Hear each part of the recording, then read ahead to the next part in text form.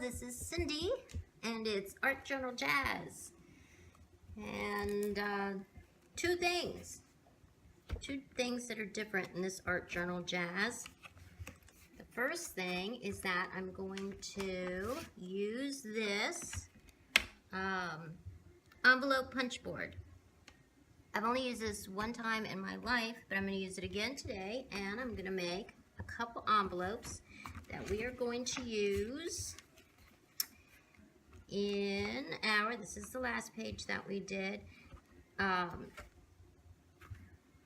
I've made a new signature here with three, these are 9 by 15 pieces of paper. I have 3 of them inside each other making a signature. So this is going to be our third signature in the book, in our journal. And I think I'm not going to do a double page, I'm just going to use a single page, this front page, and I'm going to put a couple envelopes on it. And I'll tell you why in a little bit. So, what I will do, get rid of all of this other stuff. I just need this front page here. I'll open it up like this, and I think I'll sort of spread some of the background paint over onto this page, which will actually be the last page in that signature, and we'll use it as a blank page or something that I can write on in the future or whatever. The other thing that's going to be different about this Art Journal Jazz is that I feel the need to go on a rant about something that happened earlier today, and in fact it's the reason I decided to do an art journal page today, so I can journal through this horrible experience that happened to me today. So if you're not in the mood to hear me rant about something I feel like it could probably go on for 10 or 15 minutes, you may want to turn down the volume. Another disclaimer is that in light of what has happened with Hurricane Harvey, I really shouldn't even be ranting, because what happened is nothing in the big scheme of things compared to the tragedy that those poor people have been living through and will continue to have to deal with for quite a long time. I'm just clearing off getting a little organized here. So I kind of feel bad about ranting today, but sometimes you just have to. Sometimes things are just so whack that you have to say something. So I'm going to get my paints ready here, and then I'll start complaining, and you all can feel free to turn down your volume at this point. I'll be right back. Okay, I'm going to start just by slapping some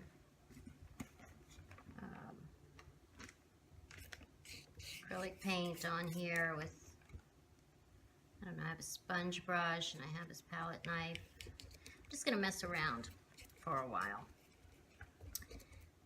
But most of my adult life,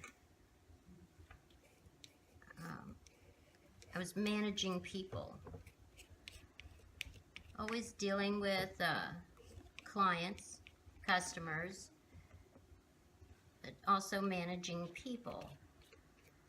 I sold real estate and managed real estate for a long time. I also managed a mortgage brokerage and sold insurance for a very short time.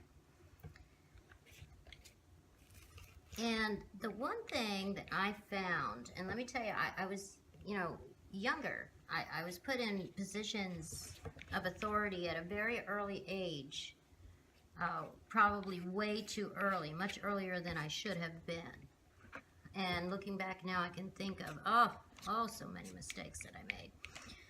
But one thing that I found at an early age, and probably one of my superiors pointed this out to me, because I had some really bosses over the years.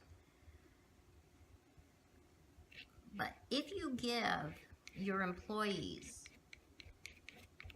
you know, sometimes, you know, you have to have rules in your business, but you also have to give your employees a certain amount of responsibility and respect. And if you do that, if you allow your employees to think for themselves sometimes, over time, you'll usually end up with a better employee who respects the company and is willing to work harder for the company, and they just grow as a person and gain confidence and things like that. Now, obviously, you know, some businesses it's harder than others. Like, I think in the restaurant bar business, a big problem there is, you know, employees that'll give away the store. So, you know, I'm sure you have to have different types of rules and different types of businesses. But I always, for example, when I was worked for a large national management company, and my title was like Southeastern Assistant Vice President or something like that. They like to give people titles that sounded good, but basically what it meant is that I oversaw a number of apartment communities. I was like the boss of the managers, the general managers at the apartment communities. And so we had employees ranging from, you know, housekeeping, maintenance, leasing people, assistant managers, and then we would have, you know, also work that we would subcontract. But this company was really into giving their employees, teaching them to have decision-making power and giving them a little leeway to do something, because you're always going to run into these situations that don't fall within the parameters of, you know, what you've made that rule for. And that was a really convoluted way to say that, not proper grammar, but anyway, you know what I mean. So, you know, there are times when you just have to think, now, you know, our rules are this, but logically, what should I do? You know, can I help somebody to leave our establishment happy, or am I going to stick by our guns and piss this person off? They'll never come back, and they'll tell a million people. Or can I do something that, in most cases, isn't going to cost you anything, but, you know, might cost you $10 or $15, as opposed to, you know, losing a customer, and that person will go around bitching about your business everywhere they can for as long as they can, like I'm going to do for Walmart. Now, does Walmart care if they lose me as a customer? No, of course they don't. They have millions of customers, so, you know, it means nothing. But it was the point. Tell you what happened. This morning, it's football Saturday here in Gainesville. It's the first game of the season, and it's a Saturday. So I knew, you know, it's going to be crowded. Of course it is. But I was ready for that. I was in a good mood. I knew I'd have a hard time finding a parking place. But, you know, I was okay. I've lived here a long time. Understood. So, went into the store. Total chaos. Nightmare. People everywhere. I'm still fine. I'm getting my stuff. Comes time to check out, and they have 23 regular checkout lines in this Walmart. It's a new Walmart. well, newer Walmart. 23 checkout lines. Then they also have the self-checkout stations where they have 6 cash registers in each of those. So what's 12 and 23, whatever it is. A lot. But they decided on what could be compared to, you know, like the day before Christmas in Gainesville. Football games are very important here. They decided that they should only have 6 registers open. So the lines were just backed up forever. I mean, you couldn't even get through the front of Walmart because it was so backed up with people waiting in line. I found a line that had one woman, it appeared, in the process of checking it out, and 2 student girls that appeared to be friends, but they both had their own transactions behind her, and then there was me. And I looked at the woman, the cashier. She looked to be probably, you know, in her 50s. Which doesn't have anything to do with the story. Well, it kind of does, actually. But anyway, so I reached for a magazine, and I figure this is going to take a while, I'm sure, but I'm going to sit here and look through, stand here and look through my magazine, and I'll eventually get through. So I looked through the entire magazine. I had looked at my, I had checked the clock on my phone when I first got in line because I called my husband, so I knew what time it was. And after I'd looked through the magazine, I'm like, God, that same woman is still up there at the cash register, the first woman. So I start paying attention to what she's doing. She has a whole cart full of food and shampoo and cleaning things and just all kinds of stuff. And she is checking out each item one at a time. She'd put a bottle of shampoo up, the lady cashier would ring it up, do the total, then the woman would go searching through her purse, pulling out all these little scraps of paper and checking things off of things, and then pulling out the exact change out of one envelope, and then she had a big notebook and a file folder, and she's having to go through each thing and check things off, and it was obvious. I thought immediately she must work at a nursing home. And she is in there buying things, buying what the people in the nursing home need and using, and they're all paying for it individually.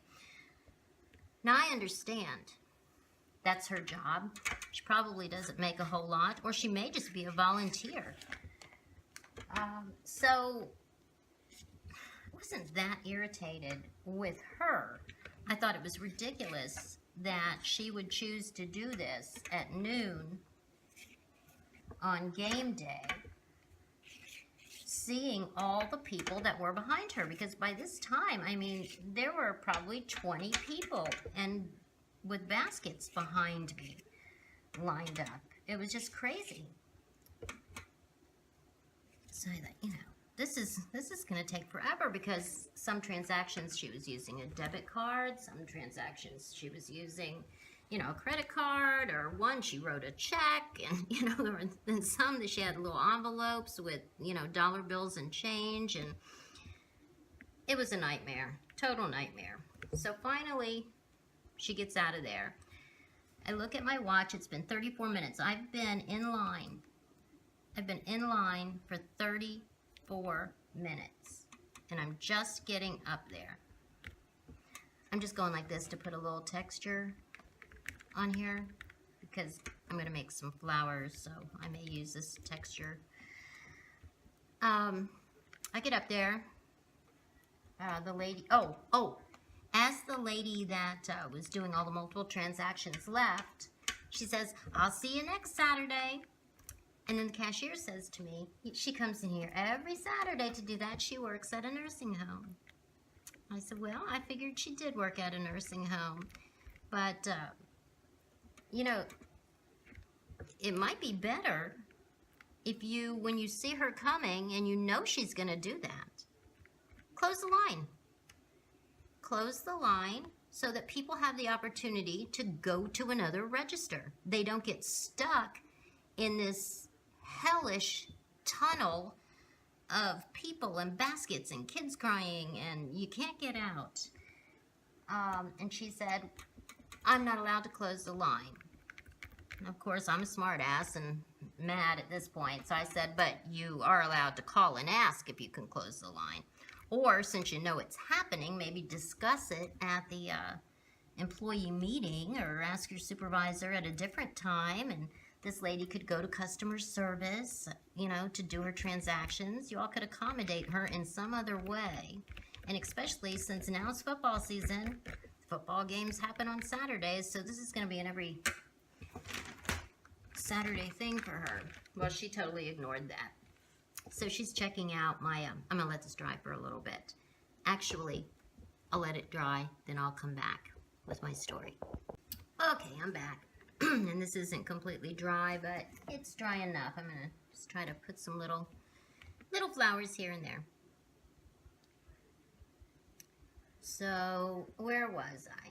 I'm checking out, and I'm thinking, oh, I'm almost at the end of this nightmare.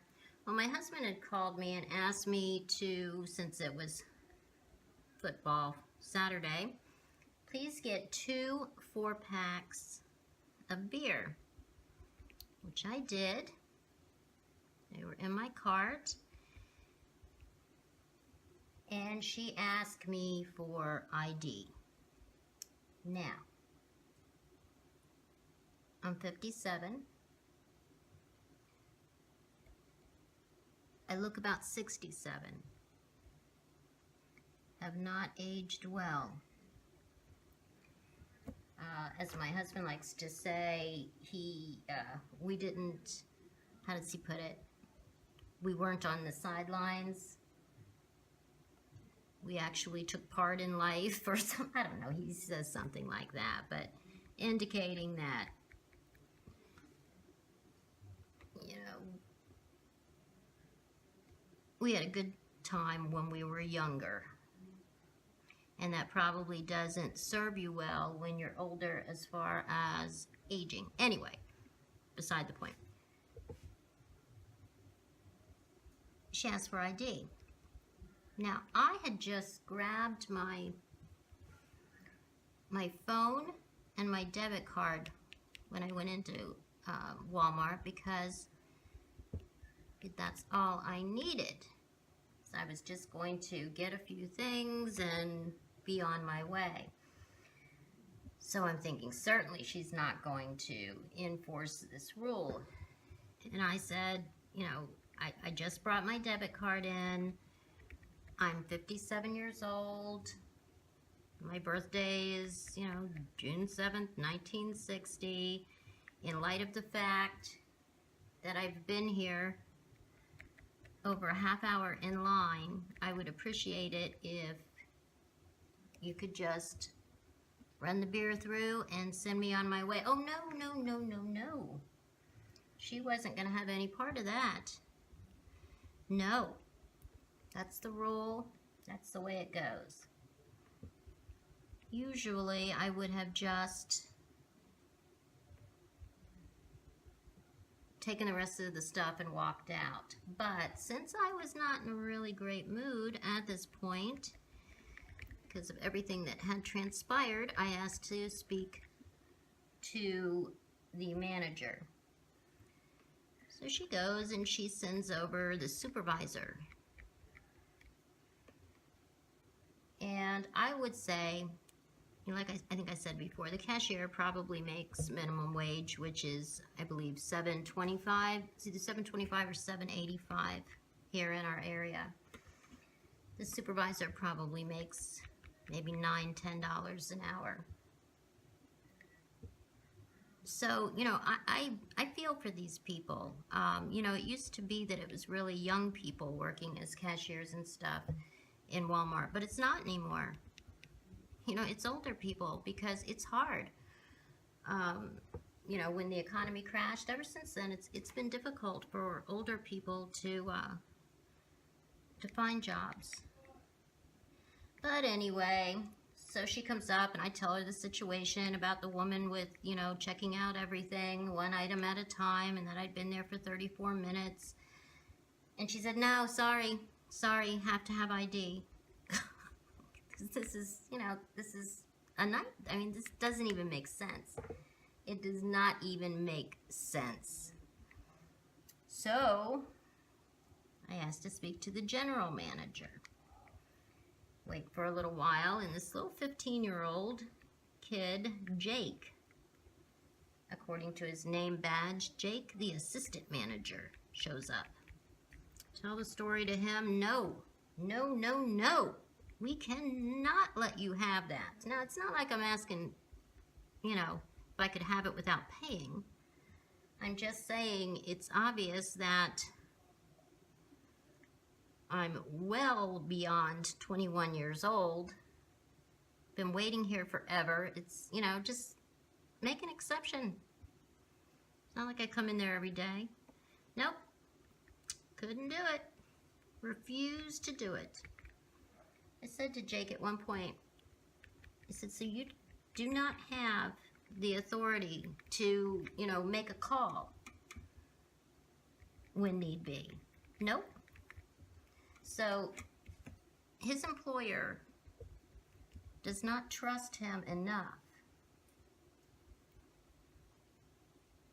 to let someone who's obviously much older buy beer without ID. You know, and it's not, that's not a state law. I looked it up. That's not a state law that they have to card every single person. That's a Walmart law. And I had boycotted Walmart for a long, long time, years. I had not gone into Walmart. Recently, I started going again because we got closer to the house, and quite frankly, our finances have been a little tight, and so I've broken down and started going to Walmart for certain things. I won't, you know, from here on out, because it's just not worth the stress. But the reason that I boycotted them originally is because of something that I learned when I was getting my insurance license.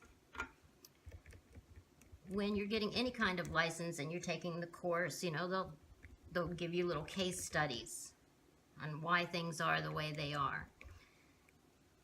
And with insurance, with life insurance and corporations, a lot of times a corporation will purchase a life insurance policy for their CEO or somebody really high up in the corporation and put the corporation as the beneficiary, because if that person were to die, it would cause a hardship for the corporation. That person might not be able to be replaced. Now, I can understand this. I understand why they do it.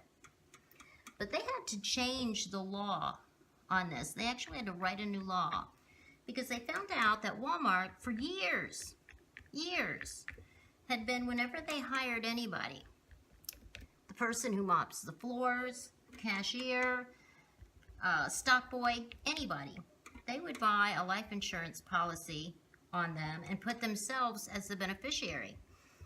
These people, as they were filling out their new hire paperwork, were always led to believe that they had a life insurance policy.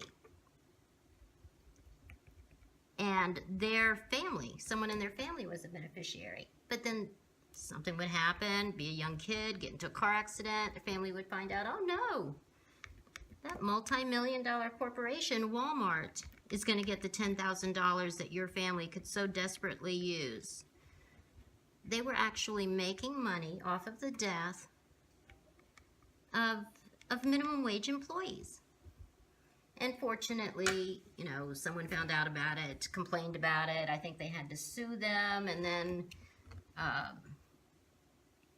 a law was changed that you cannot, a corporation cannot be the beneficiary of a life insurance policy on, you know, a minimum wage employee, someone who is not like part owner or a huge stock owner or a big part of management. But just the thought that they would think of doing that is disgusting. I mean, when you think about it, that it would occur to them, you know what? You know, a great way to make money would be to get life insurance policies on all of our employees. That way, when they die, you know, we can get $10,000, which would probably be, for most of them, it would refund them for the last year of salary that the people made. I mean, just despicable. Just a despicable thing to do. And when I heard about that years ago, I stopped going there. But then I broke down, started going there again, and now I'm going to stop going there again. But it's, you know, the whole thing, and the whole thing of not giving your employees enough leeway to make a decision that would make a customer happy. Now, customers are not always right. That's saying, oh, the customer's always right. No, they're not. A lot of times they're wrong. I'm not going to say most of the time, but a good many times they're wrong. But most of the time, it's not worth just pissing somebody off when you don't have to, when it's not going to hurt you to make them happy. It would not have hurt that store one bit. All they would have had to say to me is, oh my gosh, you know, that's our rule, but today's a really busy day. Please remember to bring your ID next time, but go ahead. Let me just enter your birth date in here, and I would have been on my way. It would have been wonderful. It's not like the state would have come in and fined them for not carding somebody or something. I mean, I'm sure, you know, the state has laws that you have to. I think most places have that sign up. If you look younger than 30, we will card you. But that's not the case here. It's not even close to the case. If that guy had said to me, you know what, it's obvious, you don't look a day under 90, so I'm going to go ahead and let you go, I would not have been mad at all. I would have been totally fine with him saying that. I would have respected him for having the common sense to realize that, you know, sometimes you bend the rules. Sometimes the rules just, you know, do not need to apply. You know, like I said, I've always been in management, so I've always been, you know, I want people to go by the rules, but not to the point where we're just being stupid.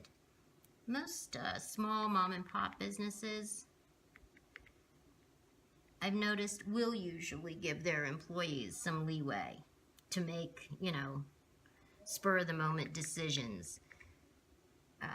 As long as, you know, they're not going to cost the company a lot of money. I remember my father saying one time he used to service manager at a large car dealership, and him saying that he always gave the guys that worked for him, I forget what the dollar limit was. I don't know if it was 50, 100, 20. I don't know what it was. But he told them right off, if you can solve a problem for less than whatever the amount was, $50, and that customer walks out of here happy, do it. Do it. Don't wait until they're so pissed that no matter what you do, they're going to be mad because you've put them through a living hell. It just, you know, it doesn't make sense. And anyway, that's my rant for the day, is that Walmart, and I'm sure a lot of other larger corporations, you know, teach your employees to make good decisions, common sense decisions, and especially when they're not going to cost you a dime. You'll learn real fast the employees that are not capable of making a common sense decision, then you get rid of them. But, you know, most people can learn, and they actually, you know, excel when you give them a certain amount of responsibility instead of, you know, treating them like a kindergartner. You know, don't get out of the milk line, blah, blah, blah. Anyway, okay, now, I think that was it. I think that's my last thing I'm going to say about it. Okay, I'm going to let, I know this looks like a total mess here, but I'm going to let this dry, and then we'll come back, and I'm not going to complain anymore, and we'll make some envelopes. I think I'm going to do a little bit of splatters. Few little black splatters. Before I let this dry. There we go. It's a little bit bigger than I'd like, but that's okay. I always get a little carried away with splattering. Let's put some over here too. Might as well.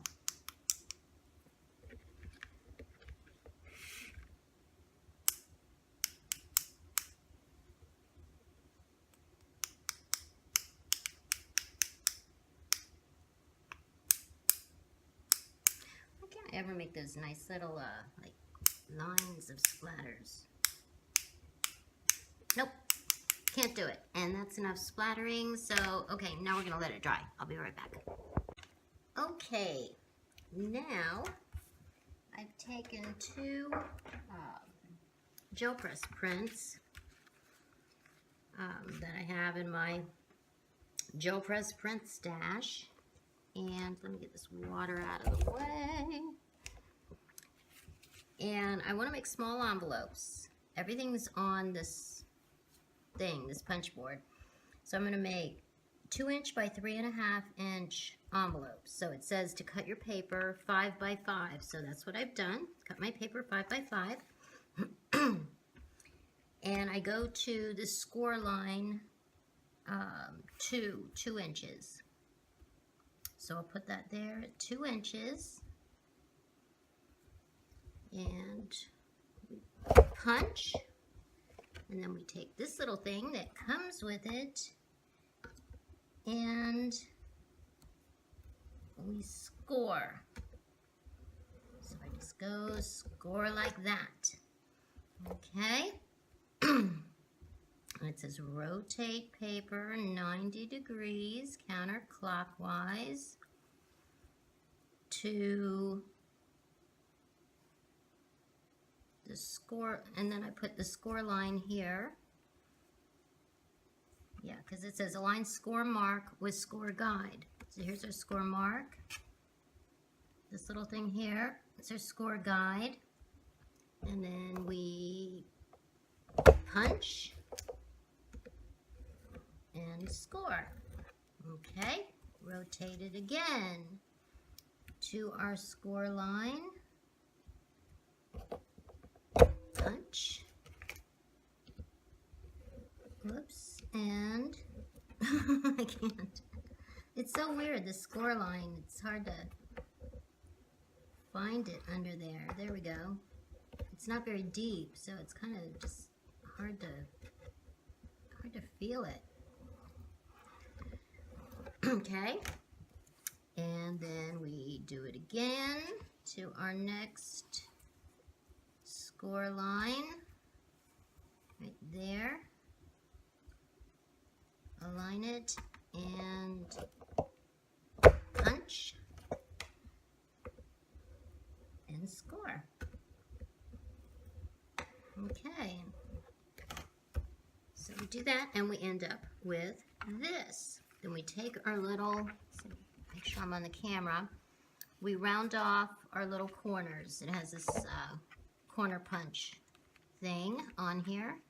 So we just stick that in there, punch it, makes our corners nice and rounded. You don't absolutely have to do that.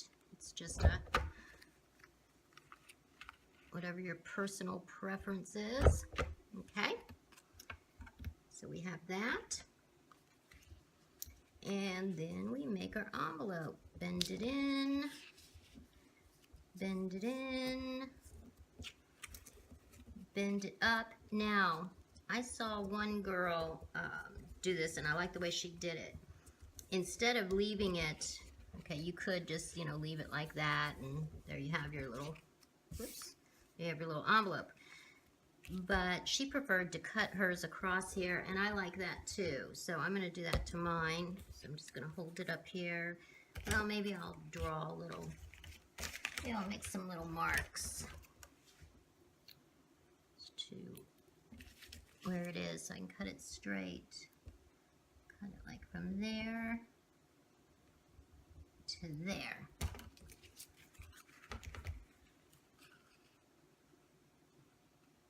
Okay, can I get it? Get it. And boom. Straight across there. See, and then it looks nice and neat. Then you can either use glue or double-sided tape, and I don't have any glue right here, so I'm going to use my little piece of double-sided tape here. Stick a piece right there. And stick a piece, whoops, well, shoot. Don't you just hate it when that happens? I do. It was a little too long anyway. Okay, don't happen again. And right there. Okay. Peel them off. Come on, come on, peel them off.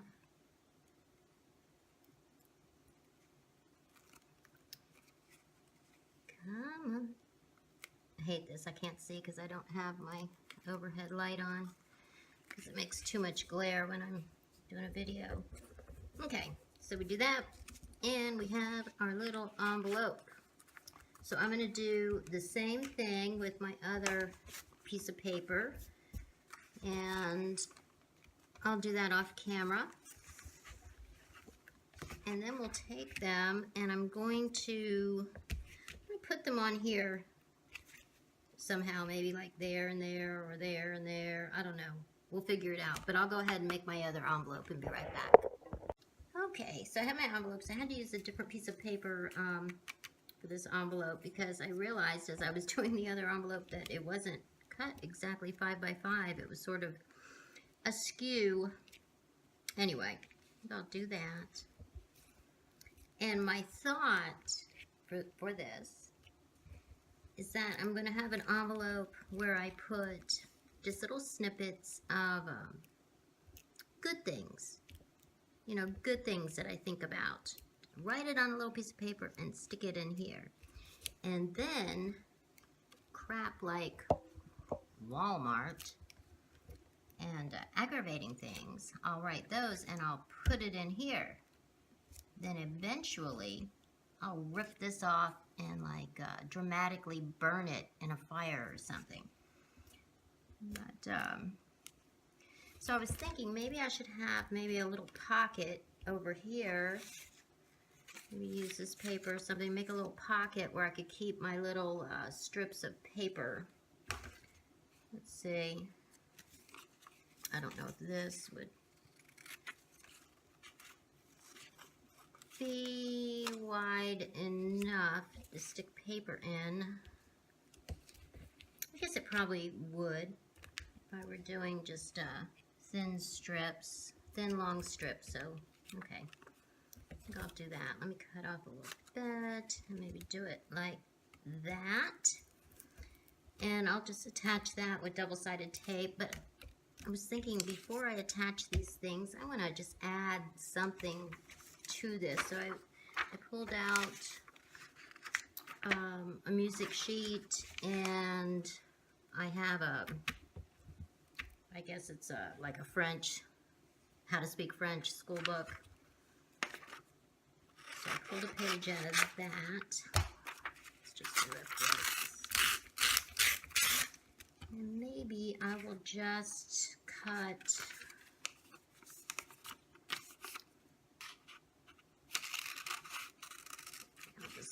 some like awkward circles. They don't have to be perfect, and these are probably going to be more like ovals actually. Yes, they are. That's okay. So do that. I'm going to do the same thing with this. Try to make these more like circles though, maybe.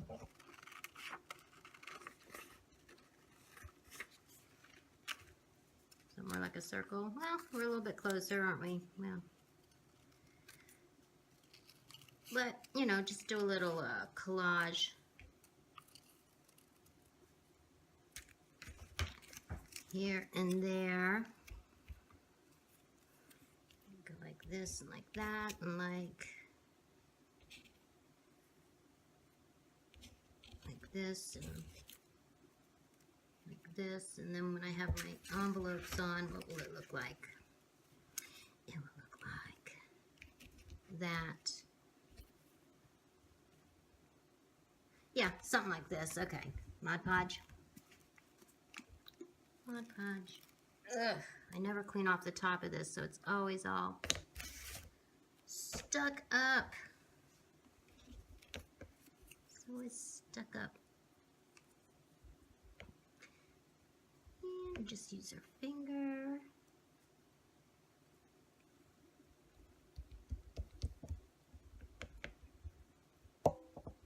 I can't believe how fast last month went by. I think I only did one art journal page last month. I did my inspiration from the grades, and I'm starting Monday. I'm gonna get back to my Monday videos. I've been so lax for such a long time on that, but I've just haven't been in the mood, actually, to be honest. I've had a lot of things going on, but I also just haven't been in the right frame of mind, but I'm getting back into it. So I have one made for Monday, and my sister and I are getting ready, making plans. We have a couple arts festivals that we're doing together in the fall, so we're getting ready for that. That's going to be great. She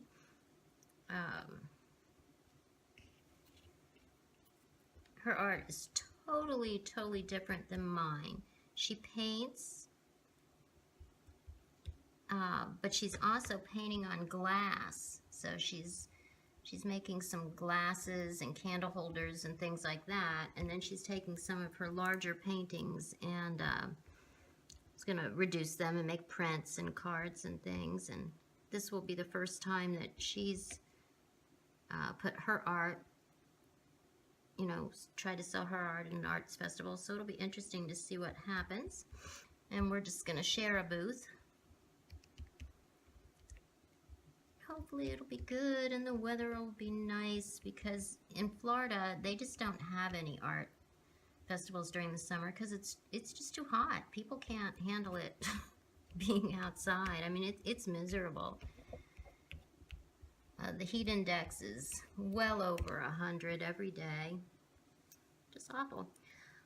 Okay, let's see. Now let's color. Well, I need this to dry a little bit, and then I think I'm gonna add some color with some of these Inktense pencils. I'm really into these recently. I've had them forever, and they're just another one of those things that I have and I don't use, but I'm really getting into them. And I might do next week's Monday video doing a piece of art using them. Okay, let me dry this a little bit, and then we'll color these a little bit and put our pocket on and our envelopes on and everything else we want to do. Okay, let's put these little circles on the edges here. Get those off, and let's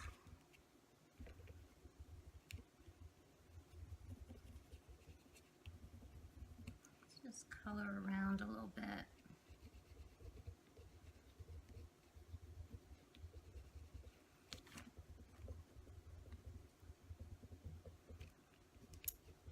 And see what happens.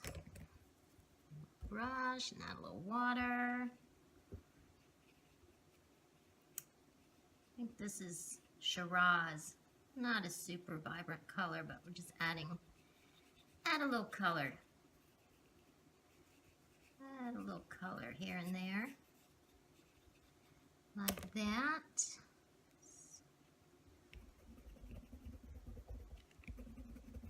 Let's see what color this. That's pretty. This is red violet.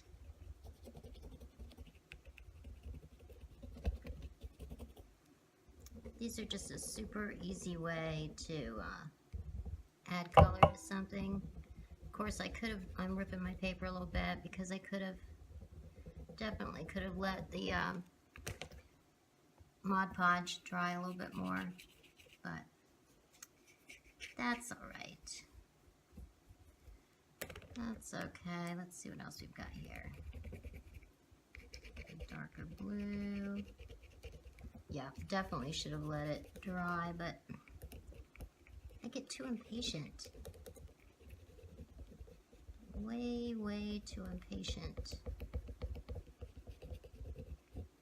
And you have to remember, this is an art journal. Doesn't have to be perfect. It's just to have fun, right?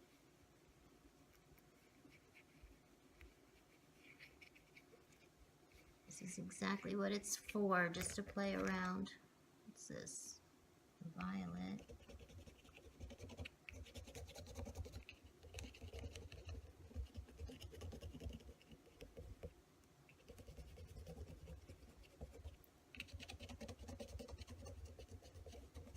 Just to mess around.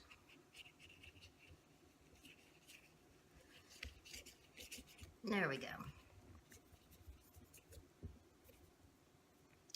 A little bit of that over here, a little bit of this up in here. Let's see, is this a dark color? Deep purple. Some deep purple up in here. Up in here.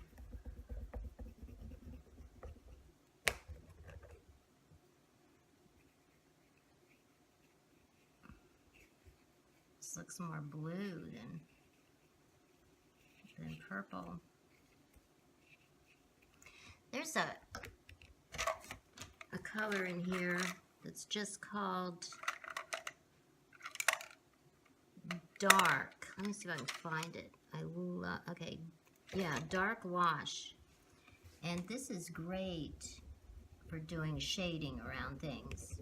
You know how I love to do shading, and I usually use like an oil pastel or a charcoal pencil. But this does a great job too. Let's see. Does a really nice job just to, you know, add some shading in places if you don't want to, you know, use a charcoal pencil, which can be really messy.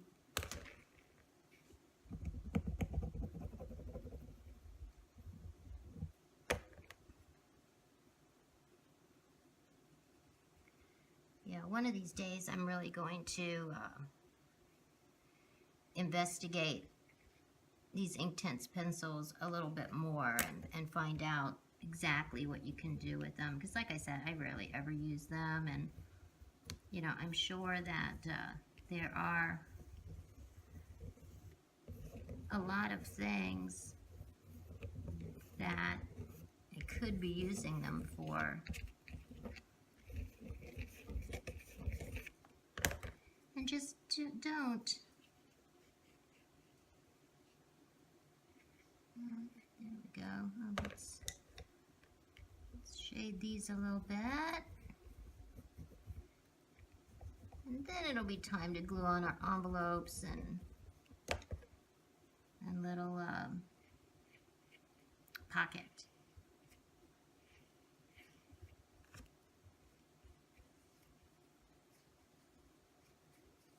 There we go.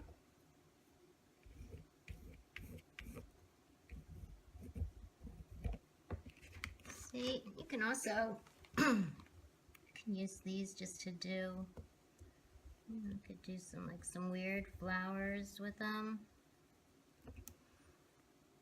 Let's see.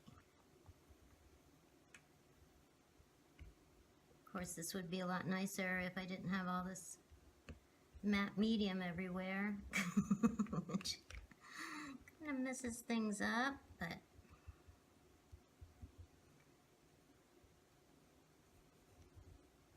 it's okay. Yeah, you can do little things like that. What's this? Violet.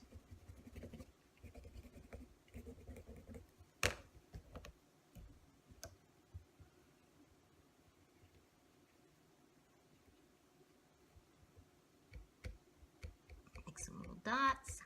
Boop, boop, boop, boop, boop, boop, boop. Okay, let me let this dry up, and we'll put our stuff on there.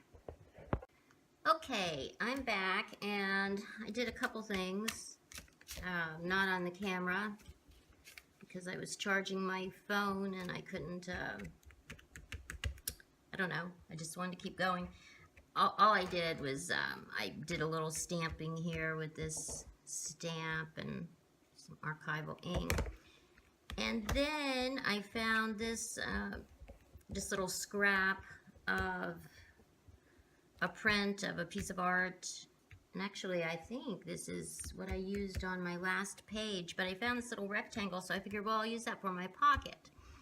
Well, not such a good idea, because this was it's on a thicker type of paper, so there's no give. I wanted to have a little pocket so I could put my little paper strips in here, which I've done, but my paper strips were a lot longer. I had to cut a lot of them off because since there's no give in this, and if you recall, there was some texture under here from a flower sort of thing, I couldn't slide my strips all the way down, so I had to cut them shorter, and you know, they don't go all the way in, they probably just go to about there. But anyway, that's the way it is, and I just attached it with double-sided tape, and that's what I'm going to do with these, but I think I'm going to maybe ink these edges a little bit like this so that it will look prettier. Like that.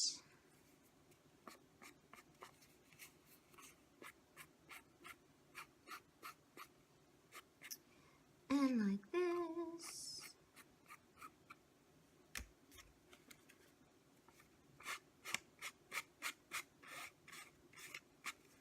I was just watching I was waiting for my phone to charge up. Did I get the tip of that? No. I was watching a Flora Bowley video. She does this series called Painting Sessions, and she works usually very large. She does really big paintings. And she does one painting a month and goes through the whole thing, and I really, really enjoy it. I've been watching it for months, and I think it's $18. It's not very expensive, and she really gives you a lot of information, and I just think her paintings are beautiful. But anyway, I was watching that while I was waiting for my phone to charge, and she was doing something different this month. She usually just uses paint, but this month she was doing some collage and collaging down old letters and things from relatives and different things. Some, you know, some pictures out of magazines and stuff like that, but she was doing a lot of collage, and that got me in the mood to, I have probably mentioned this before, but my grandfather found this trunk years ago. Probably found it back in the 70s, and there were literally hundreds of letters inside from the early 1900s. I think they started like there, I'm screwing up my tape again. Anyway, I think they start like 1913 and go through to like the 1930s.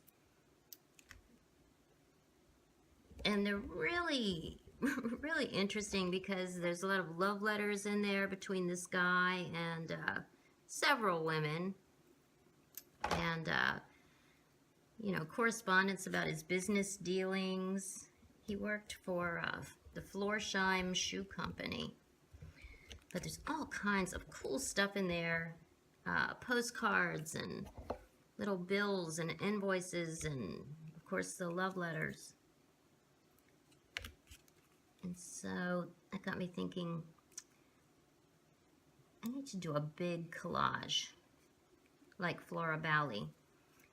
Because, you know, I do a lot of collage and use a lot of different types of ephemera, but they're usually on smaller pieces. I've never really used that on a really big canvas, and I've been doing the really, you know, big canvases lately. So I think that might be my next.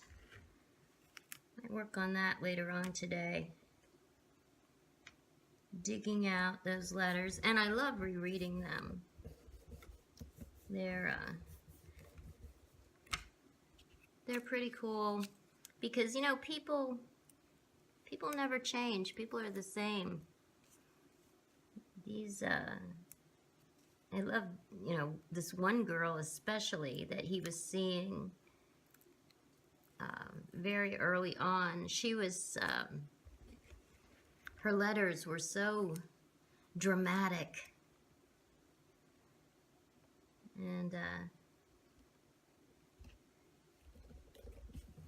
she would talk about, you know, having to hide their relationship and all kinds of things. It was, you know, not different than you can imagine, you know, a 20-year-old today doing and thinking, but, it's, you know, 100 years ago.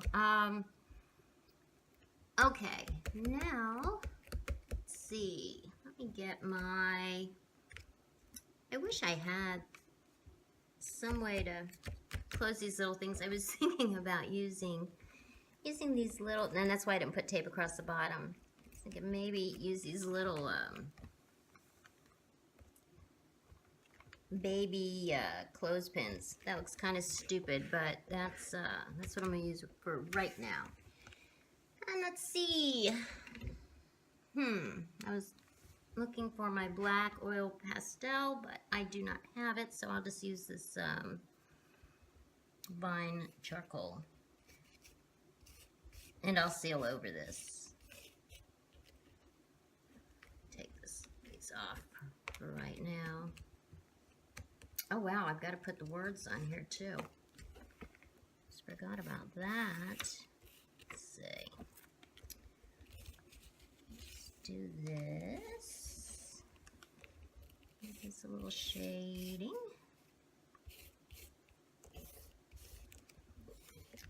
Which I always love to do. I just love charcoal. And it was really messy. And get everything dirty. But it looks good. And that's what counts. Let's go around this thingy too. This little piece that I kind of regret, but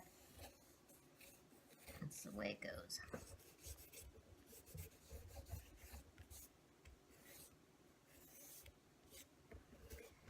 Okay, there we go. Now, I want to name my envelopes. And what do I want to use for that? Let me go find a pen. I'll be right back. Okay. I'll tell ya, I got organized in my art room, and ever since I got organized, can't find anything. So, because I couldn't find a lot of my alphabet stamps, I'm taking the easy way out here. Yes and no. Yes is going to be where I put all of the good positive things, and no is where I'm going to throw out all of the negativity. Right? Right. I also found a little bit of my oil pastel here. We'll go around these edges.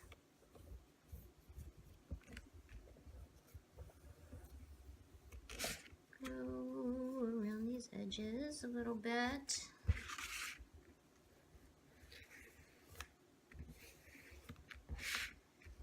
Like this.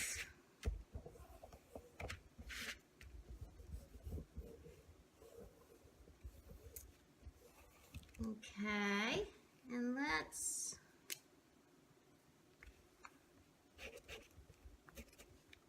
go like this. Yes.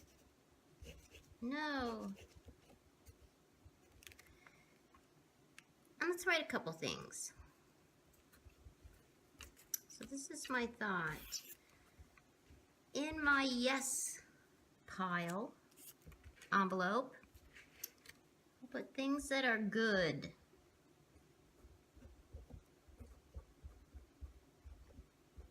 Family. Thank God for my family. I have a wonderful sister, a very supportive parents. I have a husband that really gets on my nerves, but he's a really good person. So I'll include him here in the family and the good stuff. I'm kidding. I have to give him a hard time all the time. Oh, I know what's good. Computer.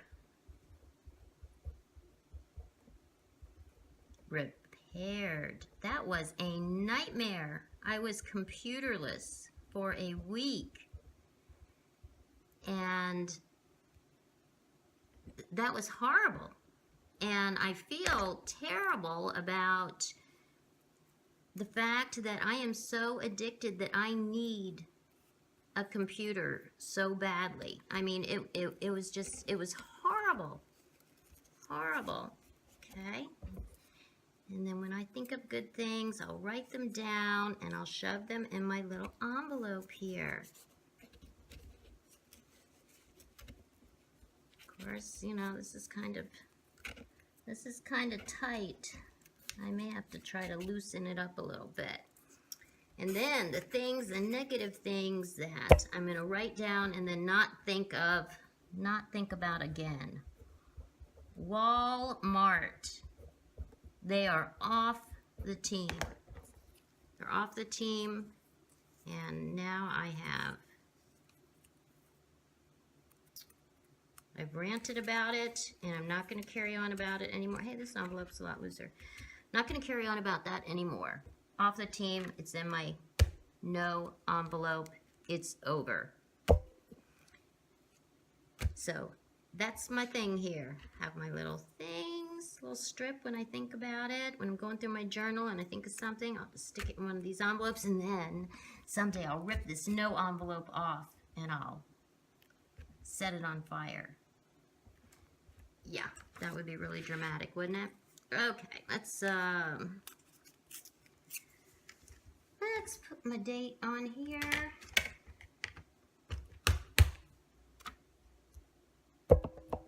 There we go. And I think, I thought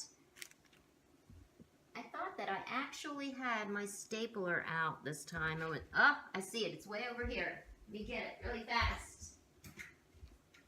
Okay, will there be staples in it? Probably not. But let's see. Let's put this right up here. Let's see. Do I have a staple in here? Just one staple. That's all I need. Sounds like it. Huh. I should put that in the good envelope. I actually had my tag and my stapler for this video. Okay, so that's it. That's my art journal page. Yeah, it's a little wacky and messy and weird, but I needed it. I needed to do this to get over that terrible Walmart episode. Catastrophe. What happened to my little, oh, here we go. Here are my little clips. These are so cute. They're not necessarily, what I would use for this. Where's my other one? Here we go. But they will do for now. Maybe I'll find something better. They look kind of cute. Okay, that's it. Thank you for watching, and I'll see you next time. Peace.